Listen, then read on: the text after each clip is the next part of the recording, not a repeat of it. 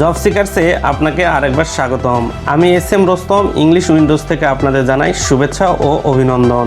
আজকের এই ভিডিওতে আলোচ্য বিষয় যা নেওয়া হয়েছে জব সিকার্স বই থেকে। আপনি যদি টিউটর হেল্প ছাড়াই বেসিক টু অ্যাডভান্স লেভেলে বস হতে চান, সেক্ষেত্রে এই বইটি খুবই কার্যকরী। আর যদি আপনার কাঙ্ক্ষিত জব এক্সামে সফলতা সুনিশ্চিত করতে চান, তাহলে সংগ্রহ করুন এনি কম্পিটিটিভ এক্সাম এই বইটি, যা এখন পর্যন্ত বাজারের সেরা ইনফরমেটিভ একটি বই।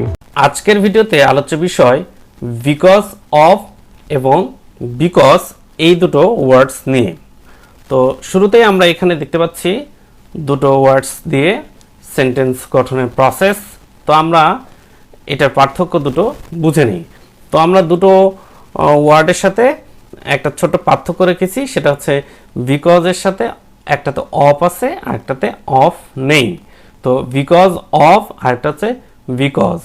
তো বিকজ অফ এবং বিকজের মধ্যে পার্থক্য অনেক। ছোট্ট পার্থক্যটা হচ্ছে বিকজ অফ যেটা, সেটার পরে কখনোই সেন্টেন্স তৈরি করা যাবে না। আর বিকজ এটার পরে অবশ্যই সেন্টেন্স তৈরি করতে পারবেন। সহজ কথায় বিকজ অফের পরে একটা নাউন হতে পারে অথবা একটা ফ্রেজ হতে পারে। আবার বলছি, একটা নাউন অথবা একটা ফ্রেজ, কিন্তু কখনোই সেন্টেন্স তৈরি করা যাবে না। আর বিকজ যদি শুধু ইউজ করেন, তাহলে অবশ্যই এরপরে সেন্টেন্স তৈরি করতে হবে, নাউন ওয়ার্ড অথবা ফ্রেজ না। সেন্টেন্স এবং ফ্রেজের মধ্যে কি পার্থক্য তা আমরা অন্য ভিডিওতে আলোচনা করেছি। ক্লজ বলতে বোঝায় একটা ফুল সেন্টেন্স। এখন বিকজ এর ক্ষেত্রে পরপর দুটো সেন্টেন্সও হতে পারে অথবা একটা সেন্টেন্সও হতে পারে, সেটি পূর্ববর্তী অর্থ সাপেক্ষে। আর বিকজ অফ সম্পূর্ণই এরপর একটা ওয়ার্ড অথবা একটা ফ্রেজ হবে, কখনোই সেন্টেন্স না। তো সেই সাপেক্ষে যদি আমরা এক্সারসাইজ দেখি, he was not suitable for the party because of poverty. এখানে আমরা দেখতে সিঙ্গেল ওয়ার্ড দিয়েও শেষ করা যায় সেন্টেন্সটা।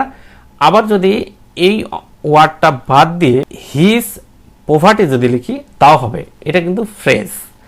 একটা ওয়ার্ড, এটা নাউন, একের অধিক ওয়ার্ডস হয়, তাহলে অবশ্যই সেটি ফ্রেজ। তো আমরা দুইভাবেই অ্যান্সারটা এখানে দিতে পারি। And next, he was not present there because he was sick. এখানে আমি কিন্তু অবশ্যই বিকজ এর পরে সেন্টেন্স লিখতে বাধ্য। এখানে যদি আমি বিকজ অফ দিতাম, তাহলে সিকনেস ওয়ার্ডটা ইউজ করতাম, অর্থাৎ একটা নাউন ওয়ার্ড। আবার এইভাবেও করতে পারতাম, বিকজ অফ বিইং সিক, এভাবেও করা যেত।